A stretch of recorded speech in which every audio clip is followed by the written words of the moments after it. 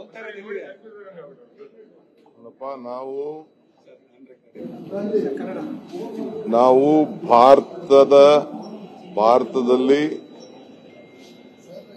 ಕರ್ನಾಟಕ ಇದೆ ಅಂತಲ್ಲ, ಕರ್ನಾಟಕದ ಮುಖಾಂತರ ಭಾರತವನ್ನ ನೋಡಿ ಅಂತ ಹೇಳಿ ನಾವು ಇವತ್ತೆಲ್ಲ ಅಂಬಾಸಿಡರ್ಸ್ಗೆ ಎಲ್ಲ ನಮ್ಮ ಟೆಕ್ ಸಮಿಟ್ಗೆ ಬರಬೇಕು ಅಂತ ಹೇಳಿ ಆಹ್ವಾನ ಮಾಡಲಿಕ್ಕೆ ಹೋಗ್ತಾ ಇದ್ದೀವಿ. 2.5 ಲಕ್ಷ ಇಂಜಿನಿಯರ್ಸ್ ತಯಾರಾಗ್ತಾ ಇದ್ದಾರೆ, 15,000 ಜನ ಡಾಕ್ಟರ್ಸ್ ಬರ್ತಾ ಇದ್ದಾರೆ. IT ಪ್ರೊಫೆಷನ್ಸ್ ನಮ್ಮಲ್ಲಿ ಆಗ್ತಾ ಇರೋಂಥ ಹ್ಯೂಮನ್ ರಿಸೋರ್ಸ್ ಇಡೀ ಕರ್ನಾಟಕ ರಾಜ್ಯದಲ್ಲಿ ಆಗ್ತಾ ಇರೋಷ್ಟು ಈ ದೇಶದಲ್ಲಿ ಯಾವುದೂ ಇಲ್ಲ. ಈಗ 3.5 ಲಕ್ಷ 35 ಲಕ್ಷ ಪ್ಯಾಸೆಂಜರ್ಸ್ ಬರ್ತಾ ಇದ್ದಾರೆ. ಮುಂದಕ್ಕೆ ಎಸ್ಟಿಮೇಷನ್ ಈಗಾಗಲೇ ಸೆಕೆಂಡ್ ಲಾರ್ಜೆಸ್ಟ್ ಸಿಟಿಗೆ ಈಗಾಗಲೇ ಮುಟ್ಟಿದೀವಿ. ಯಾಕೆ ಬರ್ತಾ ಇದ್ದಾರೆ? ಏನ್ ದಡ್ರ? ಅದಕ್ಕೆ ನಾವು ನಮ್ಮ ಕರ್ನಾಟಕನ ನಾವು ಬ್ರ್ಯಾಂಡ್ ಮಾಡೋಣ. ಈಗ ನಾನು UD ಮಿನಿಸ್ಟರ್ ಇದ್ದೆ, 70 ಲಕ್ಷ ಇತ್ತು, ಈಗ 1,40,00,000 ಆಗಿದೆ 20 ವರ್ಷದಲ್ಲಿ. ಯಾಕಷ್ಟು ಜನ ಬೆಂಗಳೂರಿಗೆ ಬರ್ತಾ ಇದ್ದಾರೆ? ಇದು ಒಂದು ದೊಡ್ಡ ಪ್ರಶ್ನೆ. ಸೊ ಅದಕ್ಕೋಸ್ಕರ ಇವತ್ತು ನಮ್ಮ ಸರ್ಕಾರ ನಾವು ಟೆಕ್ನಿಕಲ್ ಇದನ್ನೇನು ಕಾರ್ಯಕ್ರಮ ನಾವು ಇಟ್ಟಿದ್ದೀವಿ ನವೆಂಬರಲ್ಲಿ, ಬೆಂಗಳೂರು ಟೆಕ್ನಿಕಲ್ ಸಮಿಟ್, ಆ ಸಮಿಟ್ಗೆ ನಾವು ಆಹ್ವಾನ ಮಾಡ್ತಾ ಇದ್ವಿ. ಅವರೆಲ್ಲ ಪ್ರತಿನಿಧಿಗಳನ್ನ, ಅಂಬಾಸಿಡರ್ಸ್ನ, ಸಂಬಂಧಪಟ್ಟಂತವರೆಲ್ಲ ಕೂಡ ದೊಡ್ಡವರನ್ನೆಲ್ಲ ಇವತ್ತು ಆಹ್ವಾನ ಮಾಡ್ತಾ ಇದೀವಿ. ನೀವು ತಯಾರು ಮಾಡ್ಕೊಳ್ಳಿ. ಸೊ ನಮ್ಮ ರಾಜ್ಯನ ನಾವು ಗೌರವದಿಂದ ಕಾಣಬೇಕು. ಅದಕ್ಕೋಸ್ಕರ ನಾನು, ಪ್ರಿಯಾಂಕ ಖರ್ಗೆ ಸಾಹೇಬರು, ಮುಖ್ಯಮಂತ್ರಿಗಳ ಮುಖಂಡತ್ವದಲ್ಲಿ ಇನ್ನು ಕೆಲವು ಮಿನಿಸ್ಟರ್ಸ್ ಬಂದಿದ್ದಾರೆ, ನಾವೆಲ್ಲ ಇವತ್ತು ಮೀಟ್ ಮಾಡ್ತಾ ಇದೀವಿ. ಸರ್, ಈಗ ಪ್ರಜ್ವಲ್ ರೇವಣ್ಣ ಅವರ ಅತ್ಯಾಚಾರ ಪ್ರಕರಣ ಕೇಸಲ್ಲಿ ಅವರನ್ನ ದೋಷಿ ಅಂತ ಕೋರ್ಟ್ ಆದೇಶ ಕೊಟ್ಟಿದೆ. ನಾಳೆ ಅವರ ಶಿಕ್ಷೆ ಪ್ರಮಾಣ ಕೂಡ ಘೋಷಣೆ ಆಗಿದೆ. ಅಲ್ಲಪ್ಪ, ಕಾನೂನು ನಾವು ಪ್ರಶ್ನೆ ಮಾಡಕ್ ಬರೋದಿಲ್ಲ. ಯಾವತ್ತು ನಾವೆಲ್ಲ ನ್ಯಾಯಾಲಯಕ್ಕೆ ತಲೆ ಬಾಕೊಂಡು ಬಂದಿದ್ದೇವೆ.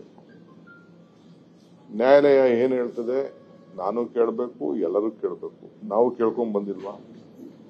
ನನ್ನ ಒಳಗೆ ಹೋಗುವಂತ ಕಳ್ಸಿದ್ರು, TRಗೆ ಹೋಲ್ವ? ನಾನು ಈಚೆ ಬಂದೆ, ಅನುಭವಿಸಿದೆ. ಈಗ ಅದನ್ನ ನಾನು ಅಕ್ವಿಟ್ ಆಗ್ಲಿಲ್ವಾ? ಸೊ ಜಡ್ಜಸ್ ಅದನ್ನ ನೋಡಿರ್ತಾರೆ, ನ್ಯಾಯ ಯಾವುದು ಅನ್ಯಾಯ ಇದೆ ಅಂತ. ಅವ್ರಿಗೆ ಆದಂತ ಒಂದು ಅಭಿಪ್ರಾಯದ ಮೇಲೆ ಏನೇನು ಎವಿಡೆನ್ಸ್ ಇತ್ತೋ ನಮ್ಗೇನು ಗೊತ್ತಿಲ್ಲ. ಅದೆಲ್ಲ ನಾವು ಪೇಪರ್ ಓದಿದ್ದಷ್ಟೇ, ಅದ್ ಬಿಟ್ರೆ ನಮ್ಗೇನು ಮಾಹಿತಿ ಗೊತ್ತಿಲ್ಲ. ಏನಾರಿದ್ರೆ ಅವರು ಪಾರ್ಟಿಯವರು ಇದ್ದಾರೆ, ಅವ್ರು ಅದಕ್ಕೆ ಉತ್ತರ ಕೊಡ್ತಾರೆ. ನಾವು ಅದಕ್ಕೇನು ಉತ್ತರ ಕೊಡಂತ ಅದ್ರ ಬಗ್ಗೆ ವಿಚಾರ ಚರ್ಚೆ ಮಾಡೋದಕ್ಕೂ ನಮ್ಗೆ ಇಷ್ಟ ಇಲ್ಲ. ಹೇಳಿ, ನಾಳೆ ಬೆಳಗ್ಗೆಯಿಂದ ರಾತ್ರಿ ಗಂಟ ನಮ್ಮ ನಾಯಕರುಗಳನ್ನೆಲ್ಲ ಭೇಟಿ, ಇಡೀ ದೇಶದ ಎಲ್ಲ ನಾಯಕರುಗಳು ಬಂದಿರ್ತಾರೆ. ನಮ್ಮ ಸಂವಿಧಾನನ ನಾವು ರಕ್ಷಣೆ ಮಾಡಬೇಕು, ಕಾನೂನು ಯಾವ ರೀತಿ ಚೌಕಟ್ಟಿನಲ್ಲಿ ಕೆಲಸ ಆಗಬೇಕು ಅನ್ನೋದನ್ನ ಬೆಳಗ್ಗೆಯಿಂದ ಸಾಯಂಕಾಲ ಗಂಟ ಅನೇಕ ಕಾರ್ಯಕ್ರಮ ಇದೆ. ನಾನು ಕೊನೆಗೆ ನನ್ನ ಮಾತು 7 ಗಂಟೆಗೇನೋ ನನ್ನ ಮಾತು, ಅಂದ್ರೆ ಸಣ್ಣ ಎಲ್ಲರಿಗೂ 10 ನಿಮಿಷ, 15 ನಿಮಿಷ, 20 ನಿಮಿಷ ಟೈಮ್ ಫಿಕ್ಸ್ ಮಾಡಿದ್ದಾರೆ. ಆ ಪ್ರಕಾರ ನಾವು ಬೆಂಗಳೂರು ಟೆಕ್ ಸಮಿತಿಯಲ್ಲಿ R&D, research and development, innovations, education, investment ಇದಕ್ಕೋಸ್ಕರ ಕರ್ನಾಟಕ ಸರ್ಕಾರ ಮಾಡ್ತಾರೆ ಅಂತ ಆಂಧ್ರ ಪ್ರದೇಶ ಕೂಡ ಬಹಳಷ್ಟು ಟ್ರೈ ಮಾಡ್ತಿದೆ. C let anyone compete with us. ಈಗಾಗಲೇ ಮಹಾರಾಷ್ಟ್ರದ ಉಪಮುಖ್ಯಮಂತ್ರಿ ಹೇಳಿದ್ದಾರೆ, ನಮ್ಮಿಂದ ಬಿಟ್ಬಿಟ್ಟು ಎಲ್ಲ ಬೆಂಗಳೂರು ಕಡೆ ನೋಡ್ತಾ ಇದ್ದಾರೆ ಅಂತ ಹೇಳಿ ನಮ್ಮ ಮಹಾರಾಷ್ಟ್ರ ಡೆಪ್ಟಿ CM ಹೇಳಿದ್ದಾರೆ. ಇದು Maharashtra is also an important state in the country. So ಪೂನಾನು ಬಹಳ ದೊಡ್ಡ ಸ್ಟ್ರೆಂತ್ ಇರುವಂತ ಜಾಗ.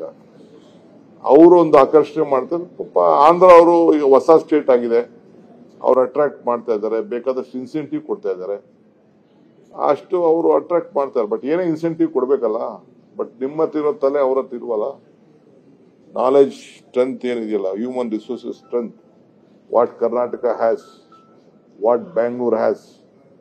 ಯಾಕೆ ಮೊದಲೇ ನಿಮ್ಮ ಬೆಂಗಳೂರಲ್ಲಿ 1905 ಅಲ್ಲಿ ವಿದ್ಯುತ್ ಶಕ್ತಿ ಪ್ರಾರಂಭ ಆಯಿತು? 1905 ಅಲ್ಲೇ ಬೆಂಗಳೂರಿಗೆ ಮೊದಲು ಸ್ಟ್ರೀಟ್ ಲೈಟ್ ಬಂತು. ಶಿವ ಸಮುದ್ರದಲ್ಲಿ ವಿದ್ಯುತ್ ಶಕ್ತಿ ಪ್ರಾರಂಭ ಆಯಿತು. ಕೋಲಾರ ಗೋಲ್ಡ್ ಫೀಲ್ಡ್ಗೆ ಕರೆಂಟ್ ಹೋಯ್ತು. ಇದು ಇಡೀ ಏಷ್ಯಾನೇ ಮೊದಲು ತಾನೆ. So we are the beginners. ಅವತ್ತಿನ ಕಾಲದಲ್ಲೇ ಮಹಾರಾಜರು ಇಂಡಿಯನ್ ಇನ್ಸ್ಟಿಟ್ಯೂಟ್ ಆಫ್ ಸೈನ್ಸ್ಗೆ ಜಾಗ ಕೊಟ್ಟರು. ಆವತ್ತಿನ ಕಾಲದಲ್ಲೇ ಟೆಕ್ನಾಲಜಿ ಬೆಳೀತು. ಯಾಕೆ ನೆಹರೂರವರು ಇಂಡಿಯನ್ ಏರ್ಫೋರ್ಸ್ ಅಲ್ಲೇ ಇರಬೇಕು, HAL ಇರಬೇಕು, ITA ಇರಬೇಕು, HMT ಇರಬೇಕು, BHL ಇರಬೇಕು, BML ಇರಬೇಕು ಅಂತೇಳಿ ಅವತ್ತು ತೀರ್ಮಾನ ಮಾಡಿದ್ರು. ಇದು ಬೇಸಿಕ್ ಫೌಂಡೇಶನ್. ಸೊ ನಮ್ಮ ರಾಜ್ಯದಲ್ಲಿ ಇದೊಂದು ಹೆಸರಿದೆ. ಇದು ಬರೀ ನಾನು ಕಾಂಗ್ರೆಸ್ ಅವರೇ ಮಾಡ್ದೋ ನಾನು ಮಾಡಿದೆ ಅಂತ ಹೇಳಲಿಕ್ಕೆ ತಯಾರಿಲ್ಲ, ಸಿದ್ದರಾಮಯ್ಯನವ್ರು ಮಾಡೋರೆ ಅಂತ ಹೇಳಿದ್ದಾರೆ. ಮೊದಲಿಂದ ಕೂಡ ನಮ್ಮಲ್ಲಿ ಮಕ್ಕಳು, ವಿದ್ಯಾರ್ಥಿಗಳು, ಇಂಜಿನಿಯರ್ಸು, ಡಾಕ್ಟರ್ಸು, ಸರ್ಕಾರಗಳು, ಎಲ್ಲಾ ಸರ್ಕಾರಗಳು ಅವ್ರದೇ ಆದಂತ ರೀತಿಯಲ್ಲಿ ಸೇವೆ ಮಾಡ್ಕೊಂಡು ಬಂದಿದ್ದಾರೆ. Sir, one question, if you can take it in English, with this tech summit and the meeting which you're going to have with the ambassadors, how many countries have been invited, and also on what See, more than about, as on now, we have got information that more than 150 countries have been participating. We are very happy. They know that they can see the India through Bangalore. This is not my word. It is the words of Atal Bihari Vajpayee when he came to the foundation laying of the international airport. That is why now already the 3.5 million passengers are already on board in Bangalore. That is why we are thinking to have one more airport to Bangalore. That is why my industries ministry already has been worked out. We have sent a proposal to that, and lot of people all over the world are looking to be there. It is a city with you come and see. I don't know whether you have been in Bangalore. It is a city with air condition. The entire city is with full of air condition. You don't need to put your AC in Bangalore.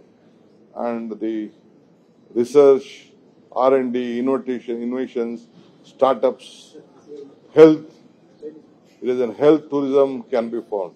Here if you pay 1 lakh rupees, there you can get operated in Bangalore with 50,000 rupees.